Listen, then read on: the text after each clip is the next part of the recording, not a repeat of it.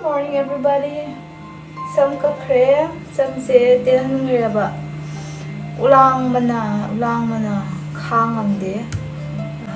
Mapan buthodi yam ulang yaba. Itang nungai le, chat pada. Yan.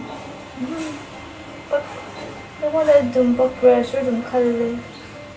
Kata kare wai chang yam na. Ngasi se plan ke medhi angang di school kare. Ado angang sa school chali ka. Ay chana ba same din yaba. Kaya na morning dadi husband ka magi ka so din na ba tiffin ke parang siyam ba dai hadi din madam na ichaba ngam di ba moy na chakha ka na kya ta na chaba ta ne ba de siyam ni budi lai re chak lai re ado ye chak hinjang khar charaga omelette hawraga chaba thabagi thabak se loishalage aduga next rest of the day da aina tawjaba khar do ado ai mayam da sum ucharake mayam khata na box se yembiyo yiminarsi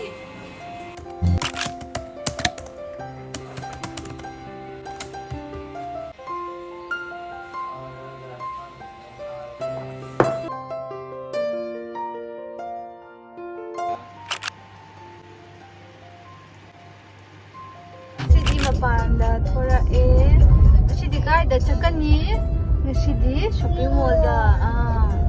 mall da chaluni sida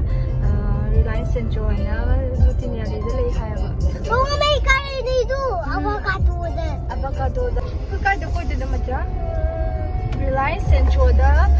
mall achau ba mahang ya ba ai gi pen ku kai du re du haiba de adugi yam chawi hai de ka lone su su ba brand punama ayamba hadi kemo do famous brand do ado chalaga kali leiba shopping baby last window shopping ka la ko su ai tang na ko yeng stick okay na kai dai ni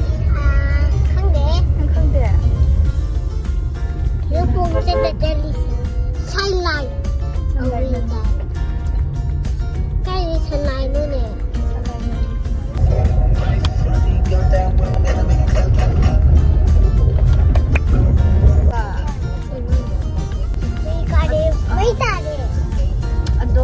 Reliance Central da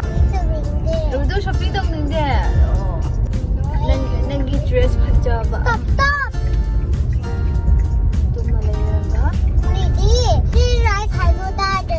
ni rai to stop han to de na Reliance hai stop hai ni nang ni rai thora ngai kan de stop han to de na gadi to thum gai ni gadi ga chumi cao ra ba nang rai thai du de bi na cao ra ba de ni rai thai le ni mi chalu hai ba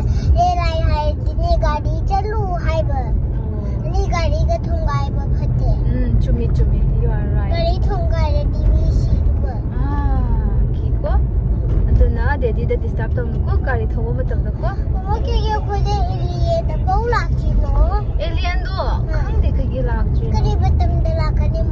moi do lim de no ko kije mami ka shu law bu do o ki ro da ka shu taw da bani friend oi ning bra ni do basa chau ba nang basa thong ba to ye pal chai bo oi du di ka la no ga kana ka ka je ra oh ni dang ye sit the oi du di ka anyways bus ki de manam do ni nam thi wei shor han nam de bana to ne du da to wi bai nam de nam su shor han nam de ai su ngam de ne bas ki manam do mi mayam to ba ni ne di na su ngam bus ki banam do ai su ngam da bana du na oi bai but ha ba to de du chi chang de du na da wi bai oi wi do tu di chau de da da du na de ba balloon da ba ma music ki balloon pam de kai je balum pam ji ba ji na kai balum pam ji balloon do fe de to bu khaya bu gai adu bai cha de gi na du na da bai oh isi maram mo puna sa lo de di kai de ko le tani chumi bo phara ga hoi paisa save to ga dam ni ko very good mama beng ta nang chali do ke no beng da chali do mama paisa kha pa chali ba beng da wei di haye mom ka beng te chala ga lo ba chali ra May pesa lay ꯅꯠꯇ꯭ꯔꯗꯤꯅꯦ ꯕꯦꯡꯗ ꯆꯠꯂꯒꯅꯦ ꯑꯃꯨꯛꯀ ꯂꯧꯊꯣꯛꯏ ꯕꯦꯡꯗꯣ saving ꯇꯧꯏꯕ ꯅꯪꯒꯤ ꯄꯤꯒꯤ ꯕꯦꯡꯗ saving ꯇꯧꯕ ꯑꯗꯨꯃꯥꯏꯅꯅꯦ ꯕꯦꯡꯗꯅꯦ saving ꯇꯧꯏ ꯁꯤꯁꯤꯔꯣ 여우들의 봐봐. 요도레 아들이 또 아들이. kuirehe 이렇게 너기 저기 제발. sida Reliance Central leire 와 와피 지지가 제발 한두가리 대치야 하나 하죠 있네.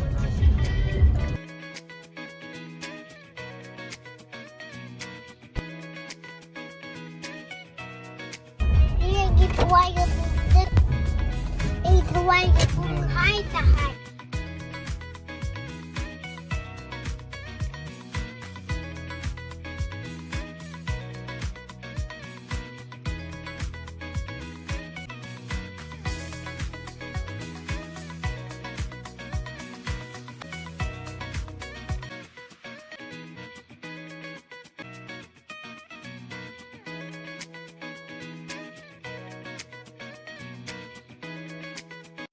ꯑꯗꯒꯤ ꯍꯁꯕꯦꯟꯒꯤ ꯑꯥꯎꯠꯐꯤꯠ ꯌꯦꯡꯕ ꯍꯧꯔꯦ ꯄꯤꯆꯨꯗꯤ ꯅꯨꯡꯉꯥꯏꯅ ꯗꯥꯟꯁ ꯇꯧꯅ ꯃꯥ ꯅꯨꯡꯉꯥꯏꯔꯤ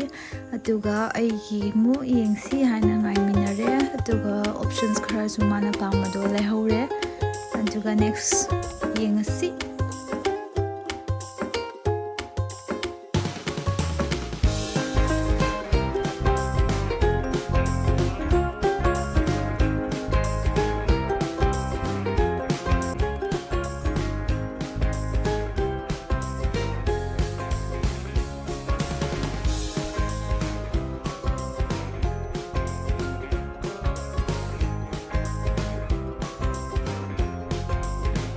ꯐꯤꯔꯣꯟꯁꯨ ꯚꯦꯔꯥꯏꯇꯤ ꯑꯣꯞꯁꯟꯁ ꯃꯌꯥꯝ ꯂꯩꯕꯅꯤꯅ ꯌꯥꯝ ꯅꯨꯡꯉꯥꯏ ꯈꯟꯕꯗ ꯑꯗꯣ ꯃꯌꯥꯝ ꯆꯠꯆꯗꯤ ꯑꯝꯇ ꯆꯠꯇꯨꯅ ꯌꯦꯡꯕꯤꯌꯣ ꯌꯥꯝ ꯅꯨꯡꯉꯥꯏ ꯈꯨꯅꯨꯡꯁꯤ ꯑꯃ ꯈꯨꯄꯤꯛ ꯑꯃ ꯑꯗꯨꯋꯥꯏꯗꯒꯤ ꯄꯥꯝꯕ꯭ꯔꯣ ꯅꯨꯡꯁꯤꯕ꯭ꯔꯥ ꯅꯪꯉꯣꯟꯗꯩ ꯆꯥꯔꯔꯣꯏ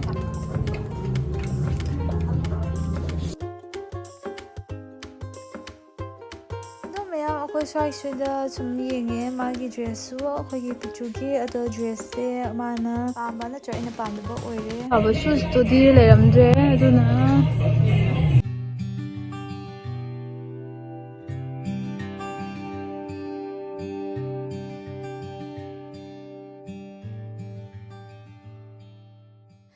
ꯑꯗꯨꯒ ꯁꯨꯁꯀꯤ ꯁꯦꯛꯁꯟꯗ ꯌꯥꯝ ꯆꯠꯅꯤꯡꯃꯟꯅ ꯑꯩꯈꯣꯏ ꯃꯊꯛꯇ ꯑꯃꯨꯛꯀ ꯀꯥꯈꯠꯂꯒ ꯁꯨꯁꯀꯤ ꯁꯦꯛꯁꯟꯗ ꯅꯨꯄꯤꯒꯤꯗꯤ ꯐꯖ ꯐꯖꯕ ꯍꯥꯏ ꯍꯤꯜꯁ ꯌꯥꯝ ꯌꯥꯎꯍꯧꯋꯦꯕꯀꯣ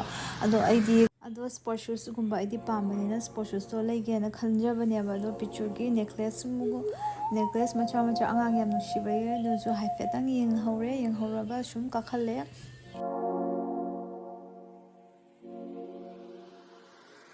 ꯁꯤꯒꯤ ꯁꯦꯛꯁꯟꯗꯁꯨ ꯐꯖꯕ ꯁꯨꯁꯇꯤ ꯌꯥꯎꯋꯦ ꯕꯠ ꯑꯩꯒꯤ ꯁꯥꯏꯖ ꯅꯠꯇ꯭ꯔꯒ ꯃꯦꯆꯤꯡ ꯀꯂꯔꯁ ꯐꯪꯗꯕ ꯑꯗꯨꯃꯥꯏꯅ ꯑꯗꯨꯝ ꯇꯧꯕꯅ ꯁꯤꯒꯁꯨ ꯑꯣꯏꯔꯛꯇꯔꯦ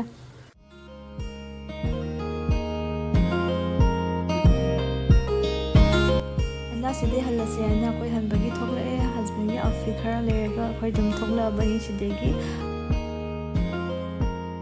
ꯑꯗꯨꯒ ꯅꯦꯛꯁ ꯁꯣꯔꯨꯝꯗ ꯑꯣꯏꯅ ꯌꯦꯡꯉꯨꯔꯁꯦꯅ ꯑꯩꯈꯣই ꯍꯥꯏꯅꯔꯦ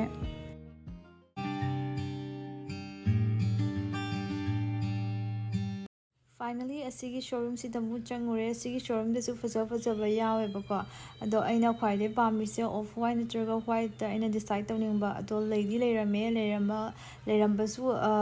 ꯂꯩꯔꯝꯃꯒ ꯃꯥꯒꯤ ꯋꯥꯏꯠꯁꯤꯗ ꯄꯤꯡꯅ ꯁ꯭ꯇ꯭ꯔꯥꯏꯞ ꯇꯧꯕ ꯑꯃꯁꯨ ꯌꯥꯎꯋꯦꯕ and the staff member were so kind enough to help me out. ꯑꯩꯁꯦ ꯁꯨꯁ ꯑꯅꯤꯁꯤꯗꯤ ꯑꯩ ꯐꯥꯏꯅꯦꯂꯥꯏꯖ ꯇꯧꯕ ꯉꯝꯗ꯭ꯔꯕꯅꯦꯕ ꯑꯗꯨꯒ ꯐꯥꯏꯅꯦꯜꯂꯤ ꯑꯩ ꯑꯣꯐ ꯋꯥꯏꯠꯇ ꯑꯣꯏꯅ ꯗꯤꯁꯥꯏꯠ ꯇꯧꯔꯦ so I opt for off white ꯑꯗꯨꯒ ꯑꯩꯅꯁꯨ ꯌꯥꯝꯅ ꯄꯥꯝꯕꯗꯣ ꯑꯣꯏꯔꯦ ꯑꯗꯨꯒ what matters for me right now ꯌꯥꯝ comfortable ꯑꯣꯏꯕꯗꯣ ꯑꯩ ꯍꯧꯖꯤꯛꯀꯥꯟꯗꯗꯤ ꯌꯥꯝꯅ ꯄꯥꯝꯖꯔꯦ ꯍꯥꯏꯇꯥꯔꯦꯀꯣ ꯁ꯭ꯇꯥꯏꯂꯤꯁꯁꯨ ꯑꯗꯨꯝ ꯑꯣꯏꯕ ꯑꯗꯨꯒ comfortable but ꯑꯩ comfortableꯁꯦ ꯑꯩꯒꯤ ꯄ꯭ꯔꯥꯏꯌꯣꯔꯤꯇꯤ ꯑꯣꯏꯅ ꯐꯥꯔꯁꯇ ꯊꯝꯃꯦꯕꯀꯣ ꯁꯦꯀꯦꯟꯗ ꯃꯥꯏ ꯗꯤꯖꯥꯏꯟ ꯑꯗꯨꯒ ꯑꯩꯈꯣꯏ ꯆꯦꯛ ꯑꯥꯎꯠ ꯇꯧꯔꯒ ꯍꯟꯅꯕ ꯍꯣꯠꯅꯔꯦ ꯍꯟꯅꯕꯒꯤ ꯔꯦꯗꯤ ꯇꯧꯔꯦ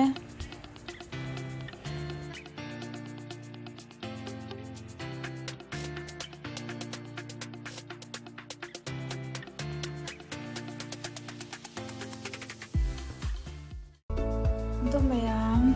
ꯌꯨꯝ ꯍꯜꯂꯛꯑꯦ